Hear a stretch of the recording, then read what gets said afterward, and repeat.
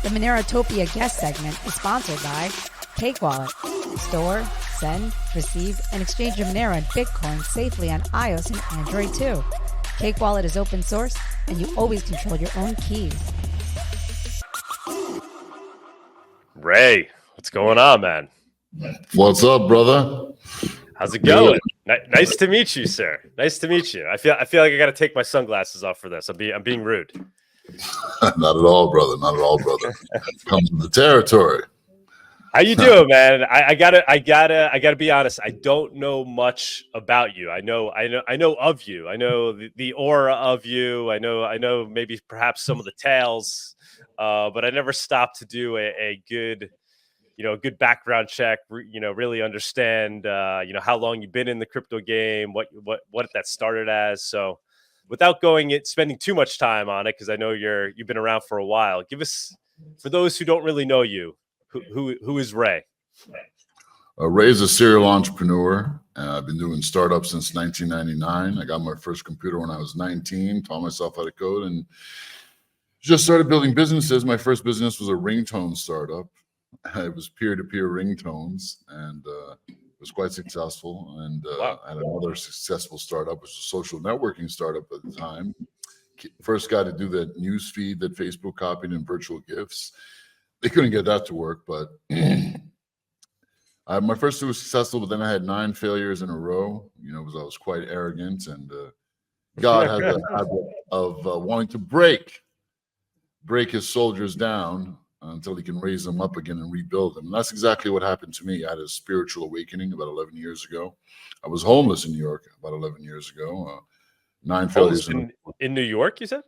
Yeah. 9 failures in a row will do that to you. Holy shit, bro. Yeah. And then I had to ask, should have came and crashed on my couch, man. Jesus Christ. I was crashing. I wish I knew about your couch. I was crashing on a lot of dubious couches, let me tell you. And, I asked God for help. I submitted, and I was rewarded. And now here I am. So I started the world's biggest peer-to-peer platform, Paxful, about 10 years ago. And it was quite successful in that.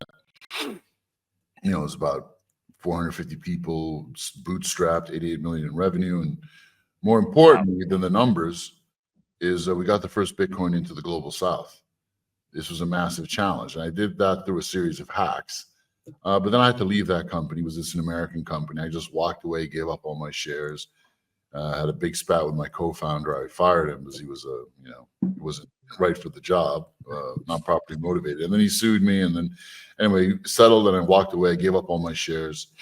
I did right by that because, some people had never heard about that old company until it blew up in the news about the lawsuit and this, but I won a lot of respect because I did the work to make sure everyone's funds were safe. When my co-founder sued me and wouldn't pay any of the engineers, and then they all left, I made sure everyone's money was safe. I stayed up for 11 straight days. So I want a lot of respect for that.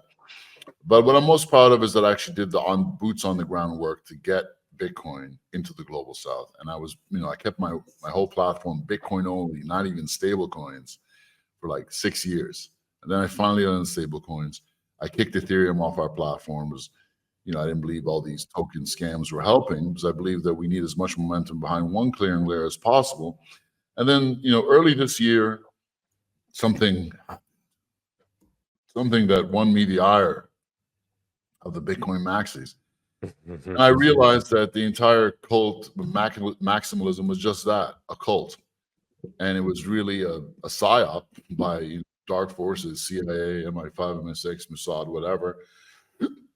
And I realized that when I looked around, and I was like, wait a minute, this is not the community that I remember.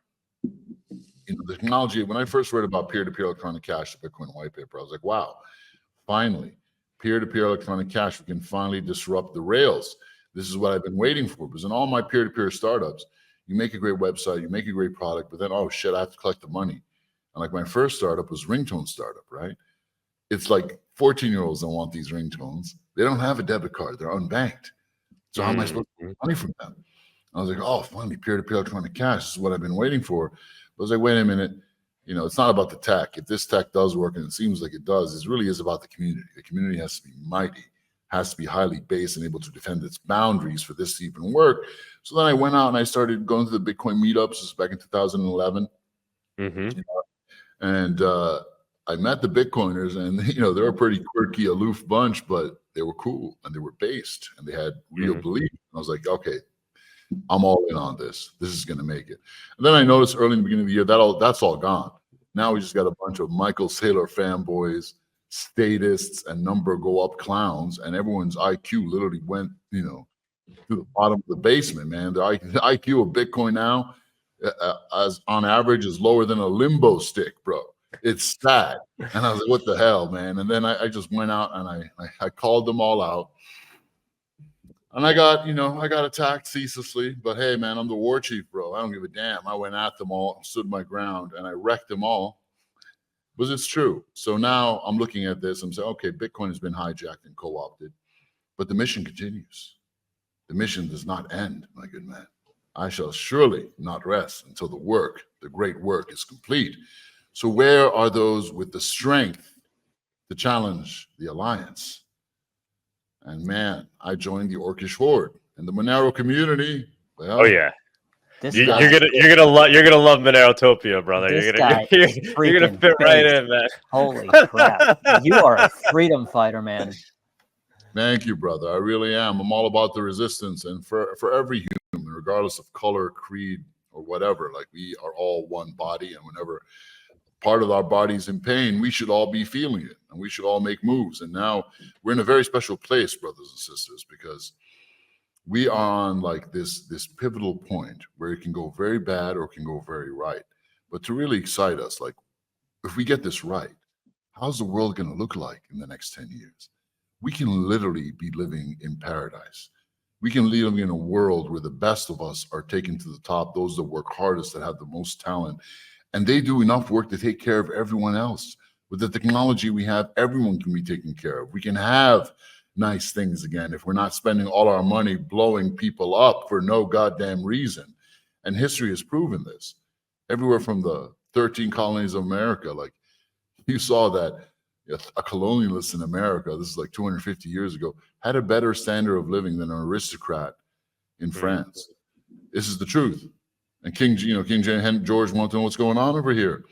And the secret was just colonial script, not backed by gold, silver, or anything, but just backed by work. And the currency was issued, the amount of currency was issued to be balanced out with the amount of potential work. And that's why they had prosperity. Once he made him take gold, the pound, which is backed by gold, there wasn't enough money in circulation to match the amount of potential work. And then you had 60% unemployment. And then that's why the war started. It wasn't about the price of tea, right? And there are other episodes throughout history that show us how fast we can literally fix things if we just get things right. So Bitcoin is not our vehicle for this anymore. It is completely co-opted technology. They have taken the narrative, and once you take the narrative, everything else will go. We will lose proof of work. We will lose the 21 Bitcoin limit. You already see them talking about it. Self-custody is being marginalized. Sailor's already getting into it. They got Peter Todd out there, that genocidal, ugly American clown that wants to bomb everyone. Now he's front and center. So, okay, fine. You can have that. He was the speaker at MoneroTopia last year, by the way. Would have been epic to have him this year, too. Oh, my God, bro. Would have made for a good panel. Oh, yeah. Now, I would just the savagery I would show him be unparalleled, bro. I would rip him a new one, man. But look, Monero, they say Bitcoin is for our enemies. And Monero should be for our enemies too, man. Fuck our enemies, man. I'm not giving them shit.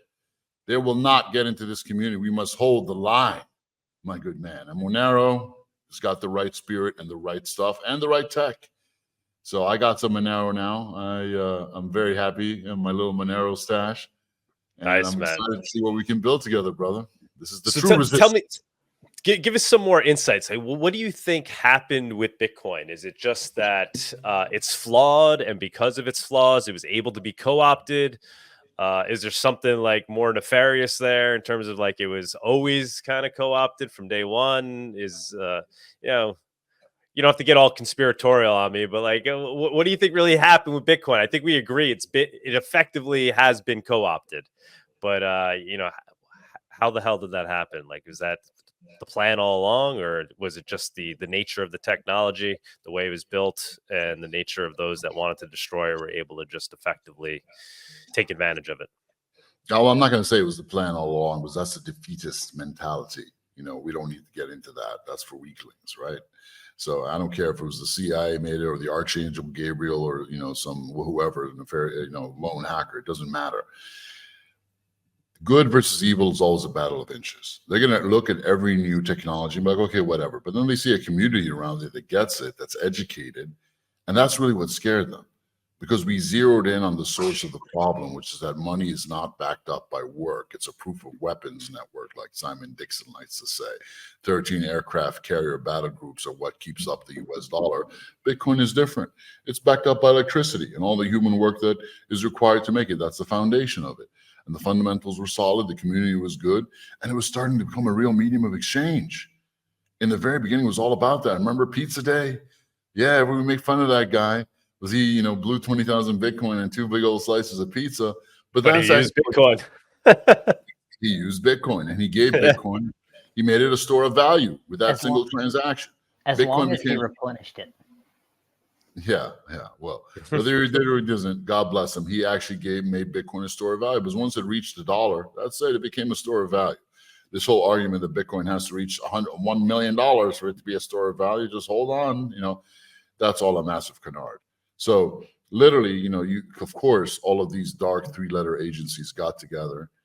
Their job in the beginning has been to make sure that everything the American people and thus the world knows is wrong, like exactly wrong. And they said, how are we going to short circuit this? They hit it with a FUD attack. Oh, it's not green. It's wasting too much electricity. That didn't work. Okay, we can't take on the proof of work. Now what's next? Well, okay, let's give Bitcoin the Jesus treatment. Let's build a cult around Bitcoin that literally worships Bitcoin as God and distracts people from the actual mission, the store of value. Let's pump up the price, take control of price discovery through all of our ancillary vehicles like BlackRock. And then that's it. We've got the narrative. We've got them choked in with the price, and we'll steer it away to just a store of value, so it becomes nothing but a pet rock. Hey, we can print the money up anyway, so who cares? Let them have their Bitcoin. Don't worry. In time, we're going to lock it down such that they can't even self-custody the Bitcoin. They won't be able to cash it out unless it's in the hands of our conventional institutions anyway. We got them. And that's exactly what's happened. I have a question for you, if you don't mind. Please. Go for it. And you may not be able to answer this fully, and that's totally understandable. But with Paxful, were you ever afraid of being targeted? I mean, you had a domain that you had to register with most likely a real identity, and you ran this thing and you were public. So were you ever afraid of being taken down by a 3-letter agency, either assassinated or thrown in jail or anything like that? Man, well, look, I had a choice to make. Either we run this as an American corporation or we do it offshore. So I chose to run it as an American corporation. It was a huge mistake. I was like, okay, we're going to go there. We're going to set up the best compliance program. And we did. We literally had 88 compliance people. Our compliance department was bigger than most banks.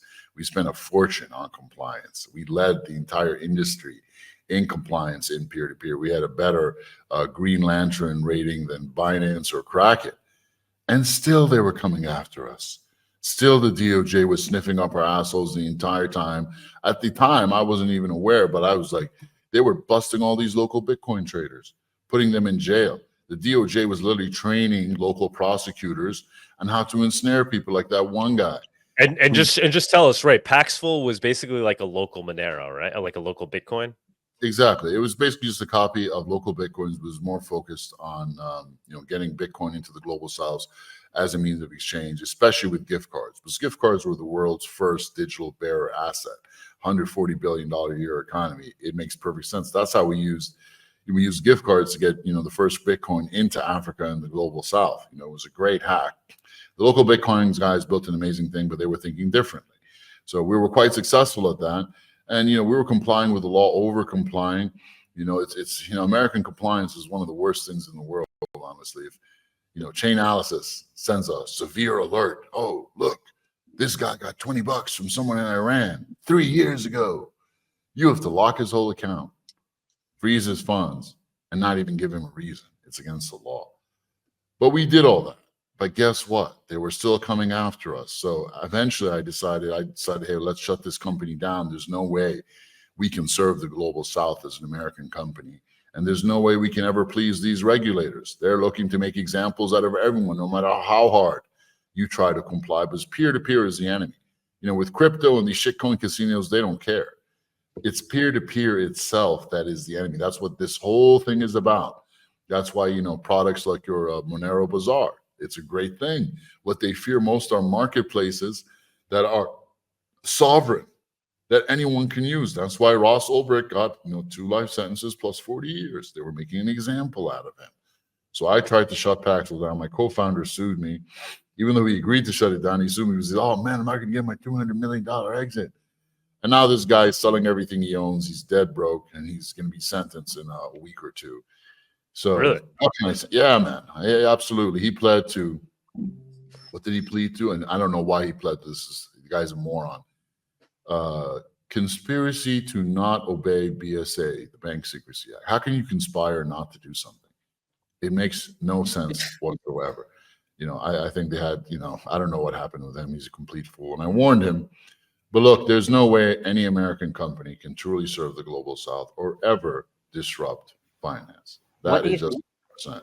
What do you think of Havino and other options like that aren't a website that you can just go to?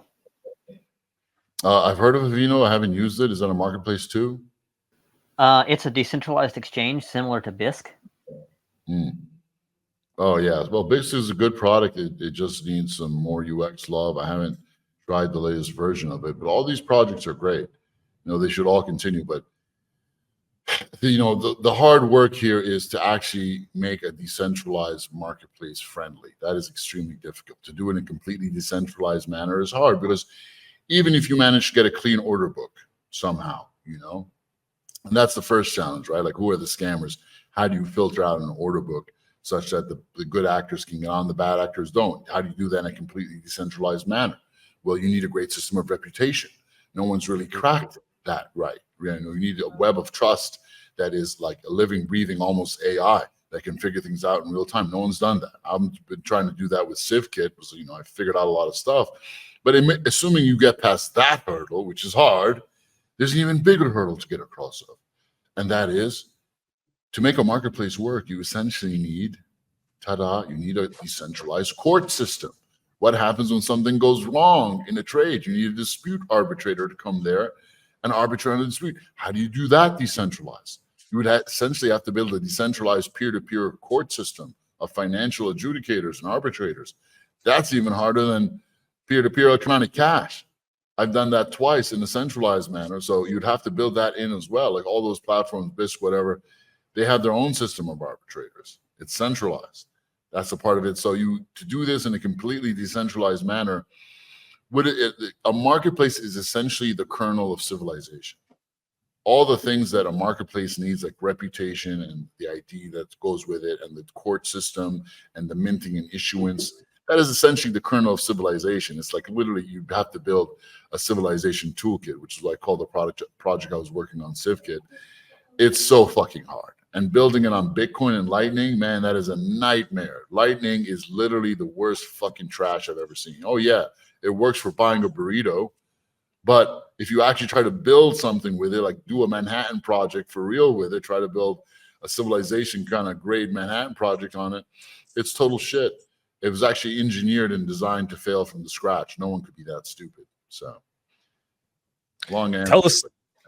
Tell us about the company you're running now. What No One's app? No One's, yeah. So No One's is the world's first network state that's going to actually go all the way. Now, there's some bit of history here, right? Because Facebook tried to become a network state. They had 2 billion users, and all they needed was a payment system. And they tried to come out one with Libre, but guess what? The regulator shot it down. Now, that's pretty crazy when you think about it. Like, Facebook is, you know, a spook operation from start to finish. Why would they not want to have that kind of power? And I really thought about that for a while. And the smoke was coming out of my ears, like, oh, well, it's simple. Because with 2 million users, most of them in the global South, if they could actually trade freely with each other, that would create tremendous wealth and commerce. And Uncle Sam doesn't want that. Even if he controls it, he doesn't want that. Look at Africa. It's a perfect example. The reason Africa is poor is not because African people have low IQ.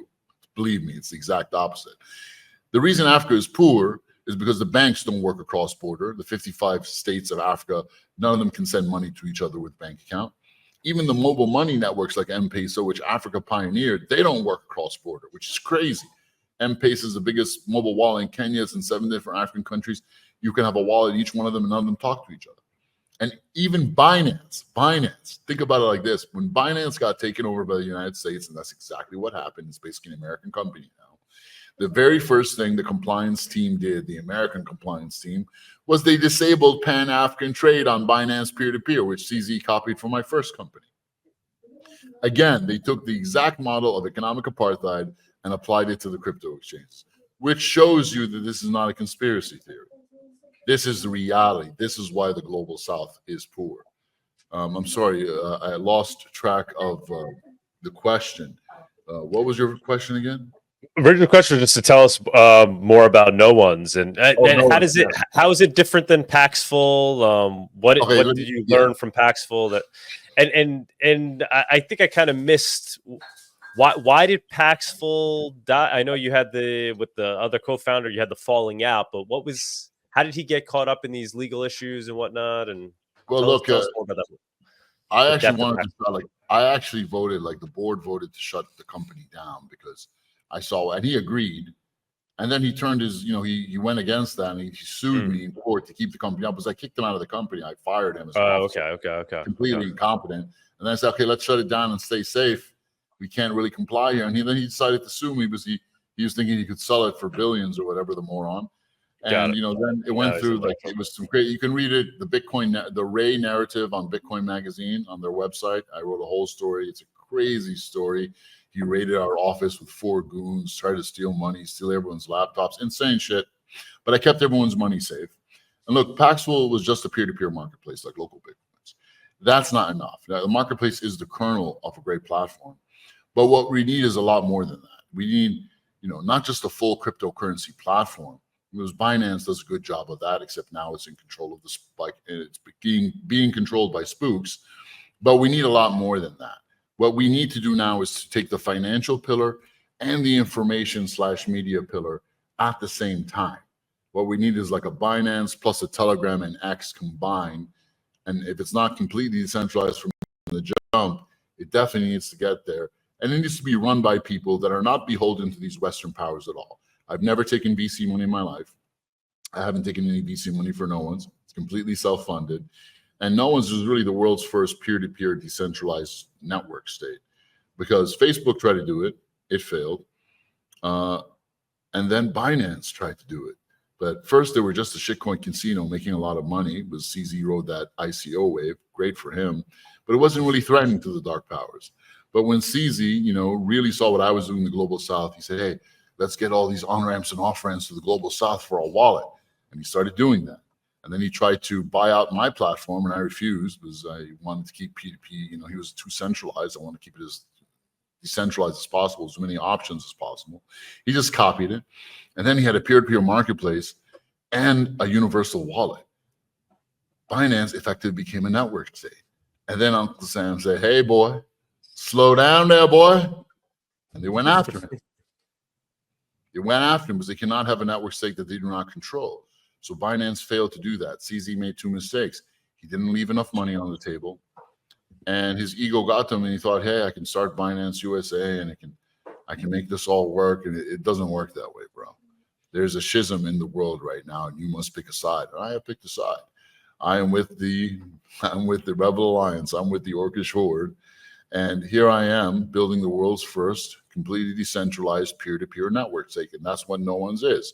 Your money is no one's business. You can't stop no one, right? There's no one's to stop. If you read our privacy policy, the very first line you're going to read is no big brother. Fuck you, big brother. And it's not a privacy, portal like Binance with literally 300 pages of legalese. It's 7 bullet points. We want as little data on you as possible, so we have as little to give away as possible. But honestly, every single government agency that's come to us says, hey, we want information on all your users. Like India, they said, we need all the info on your user base, otherwise we'll block you. I told them, you go ahead and block us. We're not giving you anything on our user base. And I challenge you to find any other company out there or any other team that's willing to do that. We protect our people. That's one of the biggest differences about us. And we're completely transparent. Radical transparency is one of our values. We have only 3 of them, not like 20, like some like Goldman Sachs. My CEO dashboard is public. You can go and see everything I see, all the health and the stats on our company right on our homepage. You can go there, click CEO dashboard, and you'll see everything I see. There's no other company in the world that does that. Plus, we have a radical philosophy when it comes to profits. We believe that everyone eats, not just the people that started the company or the executives at the top. Everyone eats. 50% of our profits go back to our community through our referral program, through cashbacks, through the educational efforts we did. Like I built 13 schools in Africa and around the global South. We also have given away, and with no one's, about over $2 million worth to Gaza since this whole genocide began. That's like a Bugatti and 2 Lambos already. We have actually sent there through direct P2P donations, most of which came from me and no one's. There's no other company in the world. So if you trade on our platform, you get to suck up all that good karma. And I am literally the only CEO probably in the world, definitely in all of fintech, that has spoken out for the most oppressed people in the world, that has defended baseline morality. That alone shows people who I am. I am sticking my neck out. In fact, I think probably next week, no one's going to sanction Israel. Just kick them all off the platform, man. Yes. There's no one out there doing that. No one out there is willing to stick their necks out. So there's a lot that makes us different, brother, but it all starts with the CEO. In fact, I don't really like the term CEO. It's some fancy Silicon Valley term. I like the term chief advocate, because that's what the man on the top should be, someone that advocates for everyone around you. But even that's not sufficient these days, my good man. If you really want to make a change, you've got to be a leader of the resistance. So you call me War Chief. Tell me more about, so how is it functioning? So when you say peer-to-peer, is there any escrow involved? People are, it's basically like, it's like a local Bitcoin, a local Monero, correct? What is the tech going on behind the scenes when if I go on there and buy Bitcoin, is there so any escrow? Is there multi-sig? How's it all function? Yeah, no one's is like it's a full-on cryptocurrency platform, man. It's got peer-to-peer marketplace like Baxful and Binance peer-to-peer and local Bitcoins. We have a spot exchange. We have an amazing wallet. We have a debit card. We have mobile top-ups. We just launched our own No One's gift card, which is like the #2 gift card in the world in cryptocurrency. After just a week, it's completely blown up. We're going to be really pioneering gift cards as a means of exchange and value transfer. It's a $140 billion a year economy. So No One's is a full-on platform, full-on, and we'll be launching. Right. But kind of like how does your local Bitcoin feature work? For people that are buying Bitcoin on their peer-to-peer, how is that effectively working? It's just it's simple. On a peer-to-peer marketplace, you can buy Bitcoin crypto from other people, right? You don't buy from us, although we start trading on our own platform, but you can buy from anyone else. So you can say, hey, I'm a guy in Malawi. I want to buy my first crypto with a mobile money transfer. And you'll go, is anyone here selling crypto in Malawi? Yeah, there's a guy selling USDT for mobile money. Oh, great. So you start a trade with him. He's taking whatever it is, 1%, 2%, 3%, whatever it is. Depends on the market price. You start a trade with him, and then his Bitcoin or his crypto goes into escrow. So that's what I'm getting at. So it goes into escrow. So you guys have it's an escrow product, yeah. Okay. And then because the money is there, the crypto is there in our escrow, which we're a trusted brand. You send first. So he says, hey, here's my number. Send me the mobile money. You send the mobile money. Oh, I got it. He releases the escrow. It goes to your wallet on No One's. You're in business. You can send it out. You can buy any other crypto you want on there. You can do a swap. You can get a virtual Visa debit card. You can do a mobile top up. You can do anything within our ecosystem at that point. And if you want to sell the crypto, you can. Because what a lot of people do is they'll buy their first crypto and they'll want to become vendors. They'll want to leverage arbitrage to make profit in this game. And it changes lives, man. Peer-to-peer crypto is how all of these big whales made their money. They didn't make their money by, betting on the first shitcoin and getting lucky. First, they set up a cash flow. a system, and they all did it with peer-to-peer. This is the biggest secret in crypto. They all did it. Then some guys will just put up 2 offers. They'll buy crypto low for one payment method, and then they'll set it higher for a couple of percentage points with another payment method. They'll build up their float, and within a couple of months, they've got like 6 people on their staff, and they were unemployed students before, and they'll do it all from their mobile phone, in their underwear, in their bedroom. This is how peer-to-peer works. It's an amazing product. I'll give you some examples. I love it. Go ahead. I'll give you some examples. Like, this is good to understand. So here's a remittance example that I thought was brilliant. I was in Berlin, and one of my friends is a Kenyan school teacher, very charming lady, and she teaches preschool in Berlin. And she told me she sends 1,000 euros every 2 weeks to her sister in Nairobi. And I asked her, how do you do that? Oh, Western Union, they charge 20% for that particular route, which is a lot. But the real bitch was that her sister had to go, to this office, wait online. It takes 2 days to clear, collect the cash, and then she had to take it, do the thing. So, all right, I was like, okay, well, did your sister have M-Pesa? It's the biggest mobile wallet in Kenya, and the first, really. And she's like, of course, everyone in Kenya has it. I told her to give me her sister's M-Pesa mobile number. And then I went on to, the platform, went on to no one's, and I saw the marketplace. I was like, okay, is anyone in Kenya wanting to buy crypto, right, with mobile money? And yes, there was a whole bunch of people. And the guy at the top was willing to pay 4% over market price because crypto is more scarce in Kenya, and people are willing to pay more for it, especially if you can just buy it with a mobile money transfer, like locally. I was like, okay, freaking awesome. So I started a trade with him. My crypto went into escrow, and then I told him, okay, here's the number. And he said, okay, I sent it. And then my friend got a message from her sister, and she's like, hey, where did this money come from? I literally sent, I put 100 euros of crypto up, and he sent 104 euros worth of Kenyan shillings to her sister's mobile phone. So I got, instead of losing 20%, I made plus 4%. And my friend was like, that's amazing. Can I do it? I'm like, of course. Yeah, I showed her how to do it. And she's like, can I keep doing this like more than once? And I'm like, yeah, this guy has my friend, she built her own little Western Union for all of her Kenyan school teacher friends teaching with her at her school. So now instead of them all paying 20%, they pay my friend 5%. She pockets that 5% profit for herself plus the 4% from that guy's price. She's making 9% profit. And all her friends and family get the money right on their mobile money, which they can spend right away to even buy a latte in Nairobi or wherever. And everyone wins except Western Union. That's the power of peer-to-peer. I showed my friend how to leverage arbitrage, and she literally started her own little remittance business. It's amazing. Now, how are you guys handling the legality of running the escrow and whatnot? Like we saw local Monero recently shut down.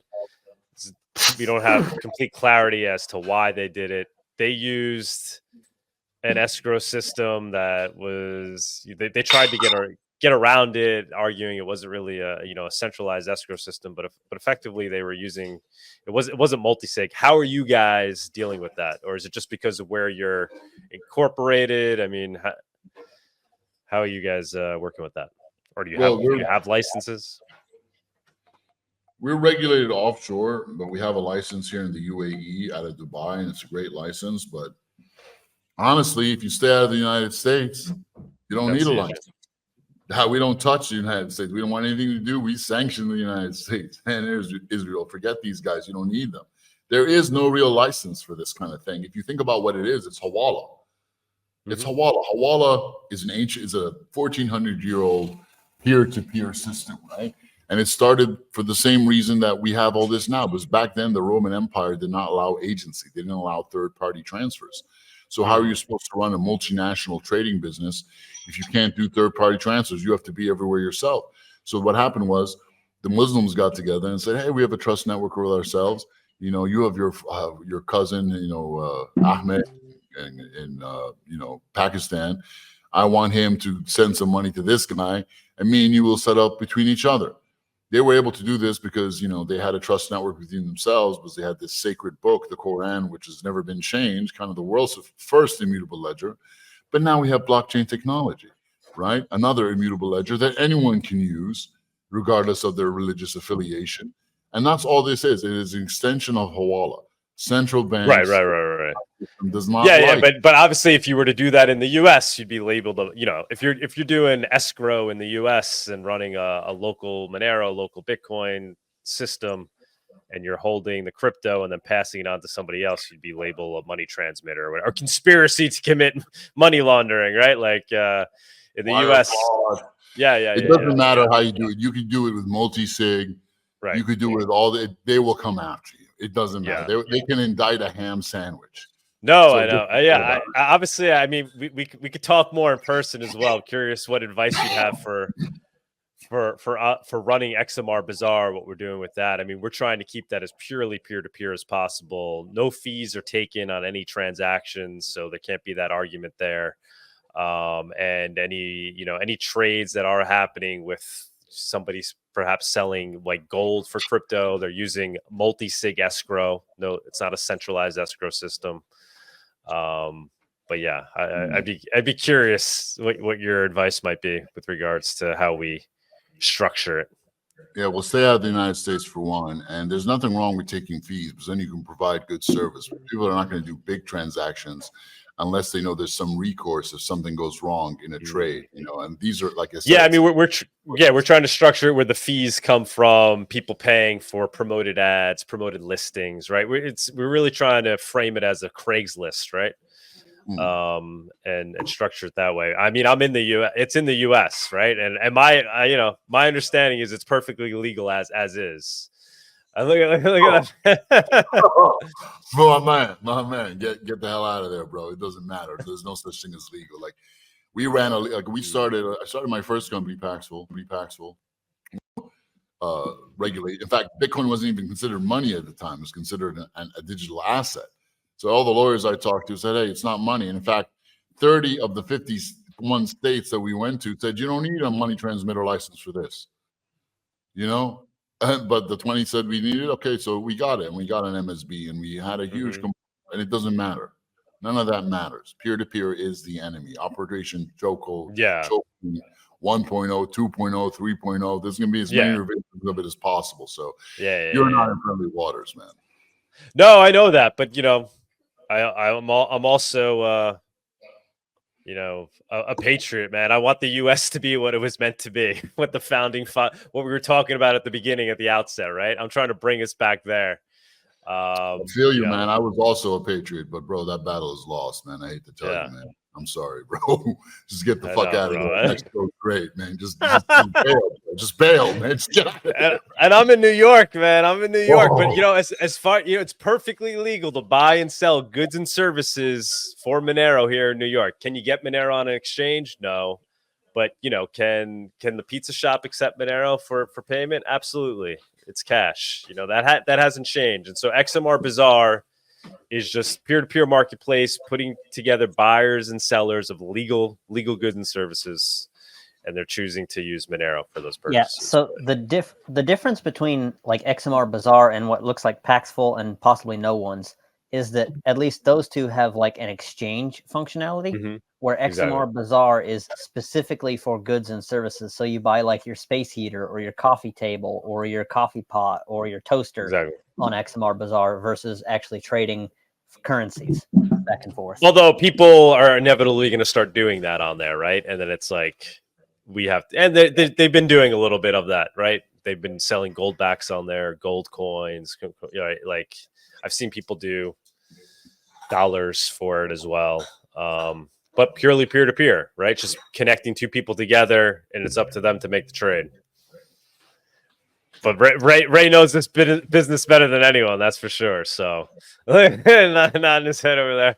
We got to talk in person, man. We got to talk in person as well. Obviously, I think you and I, when we're given a microphone, we just talk the truth without any censorship. But sometimes it's good to have conversations offline as well.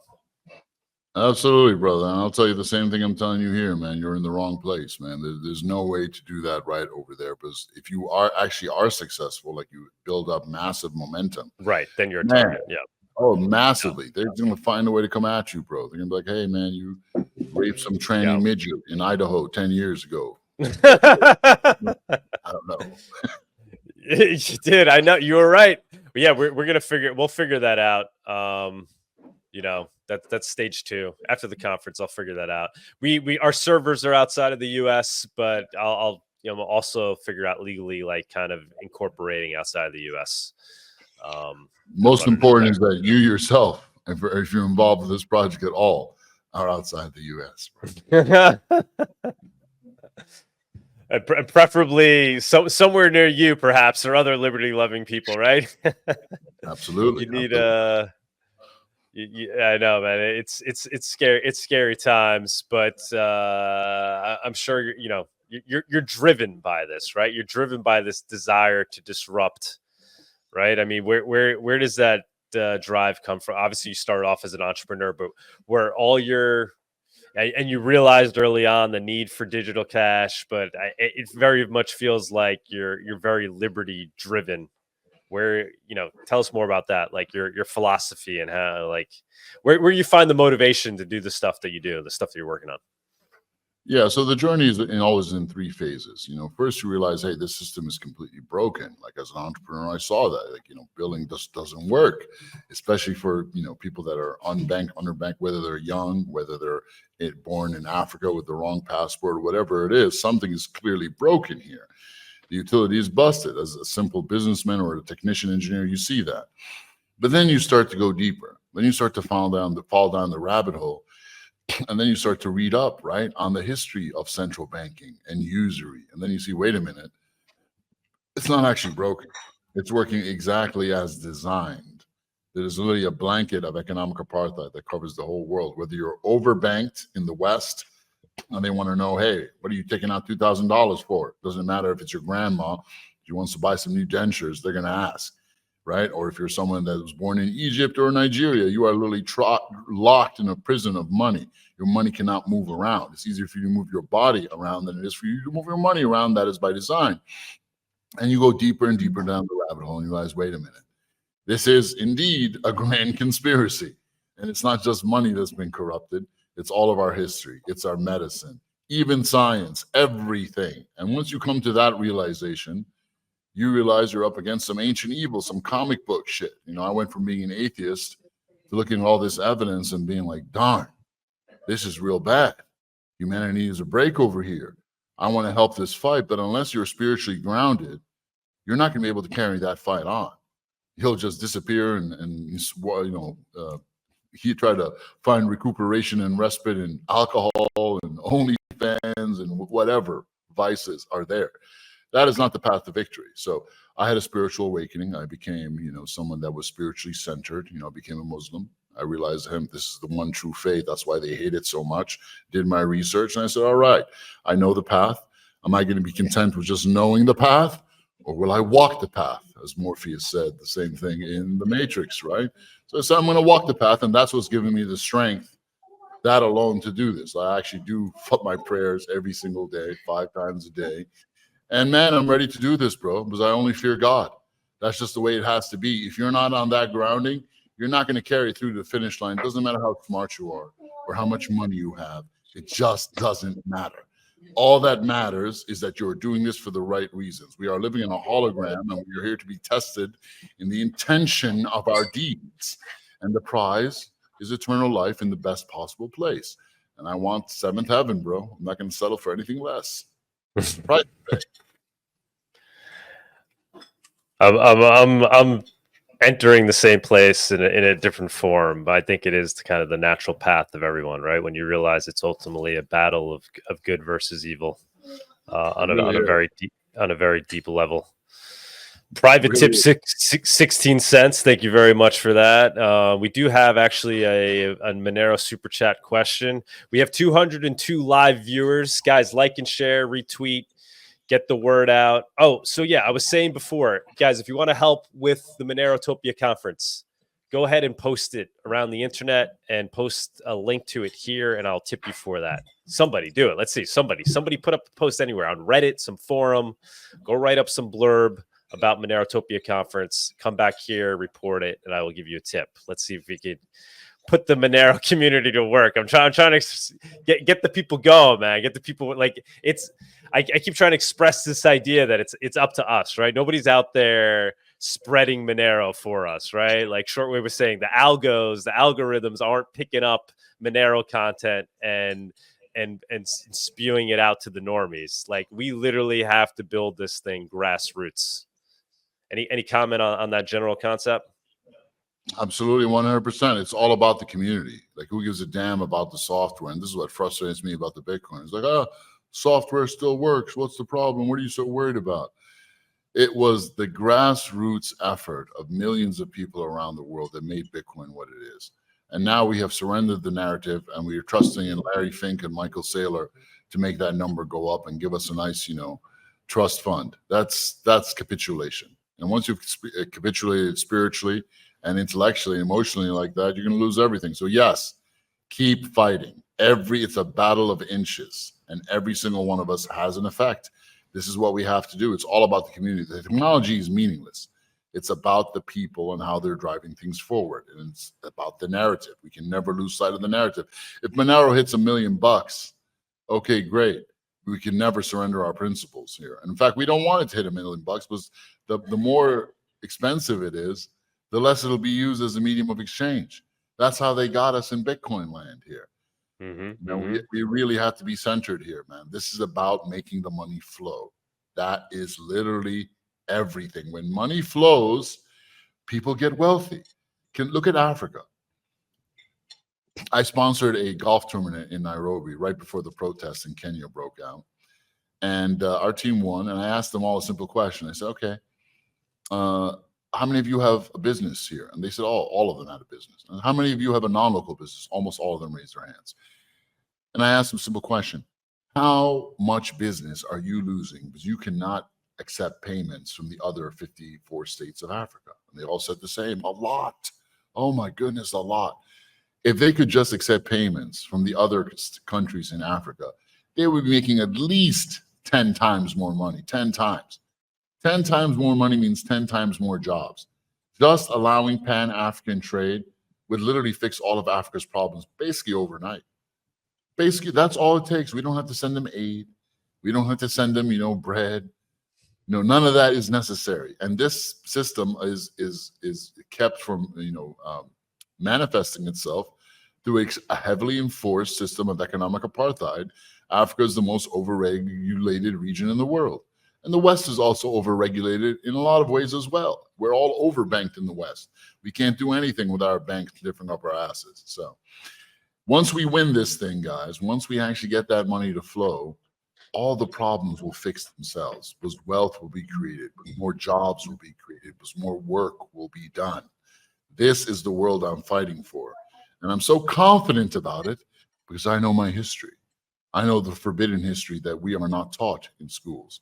I have a library here in my place of about 60 banned books, things you can't talk about.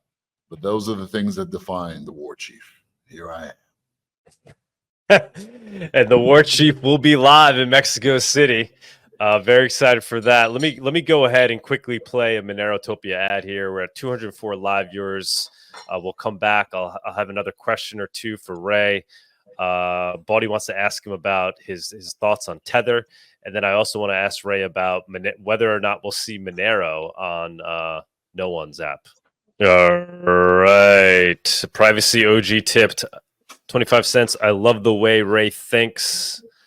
Ray, you got a lot of Monero fans out here. Not Nihilist tipped $1.23. After all, why should you need someone else's approval to send or receive money? They should never had the power to begin with. Only the individual is fit to decide where his money should go. Wishing you guys all the best for MoneroTopia 2024. Yeah, for sure. That was the promise of crypto, right? But let me jump up to Bawdy's question over here. What does Ray think about Tether, their mode of operation, and their associations? Well, look, Tether has done an amazing job of becoming a medium of exchange for the global south. Okay, great. Props to them for that. Tether is also like a huge medium of exchange in places like Iran. It's the best kept secret of Tether and the best kept secret of Iran. I'm like, golly, how is that even possible? How is it that the spooks haven't shut these guys down? I even asked Paulo this, Arduino of Tether, on a meeting. And he's like, well, we practice compliance and we answer, subpoenas and all that. I'm like, okay. Well, look, the US dollar, they buy these 3-month T-bills. They're the only ones buying these 3-month T-bills. Because China and everyone else wants to dump them. So America's letting this happen because it gets the dollar, into the global south and increases, demand for the dollar. So they're playing this balancing act, but essentially, they can take Tether anytime they want. They can put all these guys in jail. They've got them by the balls, just like they've got Binance by the balls. No one's going to say no to Uncle Sam. So Tether is not something we can put our trust in for the long run. Absolutely not. But hey, they're getting the money to flow around the global south. We'll take it for now, but we need more. And in fact, what is more?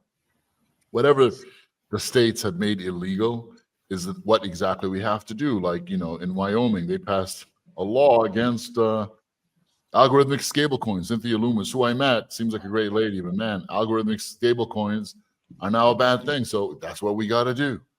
We need something that gets us off Tether because, again, it's the US dollar. The US dollar is not our friend. Yeah. The US dollar was keeping all this murder, death, and destruction and carnage going. So that's why I kept Bitcoin only for so long. I even rejected stable coins, because we need a clearing layer that is not the US dollar. And if you think BRICS is going to come to the rescue, it's not, because there is an internal situation within BRICS where the Chinese are trying to push this BRICS money, but 80% of it would be controlled by China because that's how big their economy is. The Russians aren't going to accept that. They're scared shitless of that. So we can't expect BRICS to come to our rescue. It's up to us, the hackers, the coders, the builders, the evangelizers, and the educators in communities just like Monero to do the job. See, no nation to rescue.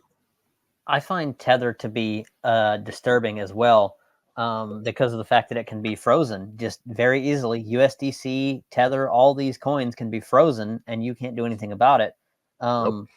DAI seems to be the only option for a stable coin that isn't freezable. And even they tried to rebrand as Sky and relaunch some sort of new contract that would let them freeze things. And I guess the community just had outrage about it. And it's like, why would like people in Africa and Iran and people like that use Tether when it can be frozen versus something like DAI that can't be? Well, only liquidity, man. Only liquidity. That's it. People want, something that has a lot of, liquidity. They don't really see that threat, because they're not big enough. But yes, Tether has been freezing based on subpoenas from America, China, whoever the fuck. It is not decentralized. So I agree with you 100%. We got a tip from Monero. Wow, tip 16 cents. Was excited to attend MoneroTopia virtually as I wouldn't be able to visit on the other side of the world, but just checked and the virtual tickets cost the same as the physical ones, which are a tad too expensive. Yeah, we it's because the physical tickets are so cheap. It's not that the virtual ones are expensive. We keep the physical ones as cheap as possible because we want to push people to attending in person. So that's why we're trying to prompt you to do that. But yeah, there's what's that? Don't tell Doug, but I have a secret for you. If you go to the MoneroTopia website and click on the virtual ticket and add it to your cart, and then in the promo box you type in TCV, Tony Charlie Victor 24, you get 20% off and not 10% off. Don't tell Doug I told you that though. You took the words right out of my mouth, brother. Yeah, so TCV 24 gets you 20% off because the Crypto Vigilante is helping us get the word out on this virtual conference. And by supporting the virtual conference, you're just supporting the conference, guys. We put a lot of effort, a lot of money goes into this. So you can think of it that way. You're helping grow MoneroTopia, and if it is too much, all the videos obviously are going to get released publicly on the YouTube channel. It's just going to take us a couple of weeks to release, sometimes months to get them all out. But all the talks will be out there. We'll put them all up for free on our YouTube channel. But if you want to participate live, ask questions live during the conference, we do ask you support us by buying the virtual conference ticket. What else we got? Any other Shortwave, you got any other questions for Ray? Well, here we go. Hold on. And oh no, I got an important question I want to ask him. And on tip to dollar, if Ray is a horde orc, Monero is the battle axe, they make a great combo. Well, they surely do, man. In fact, Karosh Hellscream's battle axe is called the Gore Howl. I'm getting two life-size versions of it. They weigh 17 pounds each, man. I'm gonna be training with one in each hand, like a true war chief, bro. I'm not fucking around, man. Oh no, there's no Vitalik bullshit over here, bro. We coming in jacked, ripped, and mean as fuck. It's the only way to win. This guy is real right here. You can just we need to somehow incorporate this element into MoneroTopia, man. The training for the revolution aspect, right? Let's see, bro. Let's see. Fight alongside your war chief. Monero axe fighting match. So you put two guys in a ring with axes and let them fight each other. Ray, I wanted to ask you, Monero, are you guys adding Monero to no one so that people can purchase Monero peer-to-peer? What's going on with that? Absolutely, bro. Absolutely. In fact, look, if I could snap my fingers right now, we'd add Monero, BCH, Litecoin, Nano, all that stuff. We don't have unlimited resources, man. So, we're working really hard right now to really build out our whole gift card side and also, really polish the platform, the UX. But yes, I'm prioritizing all of that. Like Monero, definitely. Zcash, BCH, Litecoin. We want to add all of that. In fact, it's on our spot exchange. We're just not on our wallet right now. So we're working to fix that. Give us some time. I promise you. We haven't forgotten about you guys. We want to do all right. Yeah. Small team right now, so we're working hard, believe me. We need those on-ramps, off-ramps, man, especially for Monero. As you know, it's being delisted everywhere. I mean, what is your take on that? The fact that Monero is clearly enemy number one in terms of what the state is most concerned about. It means we're on the right track. We're hovering right above the target. I mean, that's why everyone should get Monero. If you're a real Bitcoiner, then you should be knee-deep in Monero right now, neck-deep in Monero right now. Everyone out there that's listening, Monero is the new Bitcoin. It's where Bitcoin was in like 2011. The community has the same spark, the same energy, the same values, and the same fight in them. That's where we need to be. The wave, let's ride this new wave, man. Was that old wave? It's Mr. Fink. You don't want to be riding that wave with Mr. Fink. He's going to put a hole in the boat, man. In fact, he already has. That ship is already sunk. So don't get on the ride Monero Mr. Fink. Lesson of the day. A lot of lessons here. Ray, man, this has been awesome. I know you're a busy guy. Greatly appreciate you taking the time with us and coming down to MoneroTopia in person. That's a ton of value is going to come out of that. You being there and then just being able to converse with the Monero people face to face. I think you're going to get a lot of value out of this. And I know we'll definitely get a lot of value out of it. So greatly appreciate you taking the time. It's a long flight, but I'm there, God willing.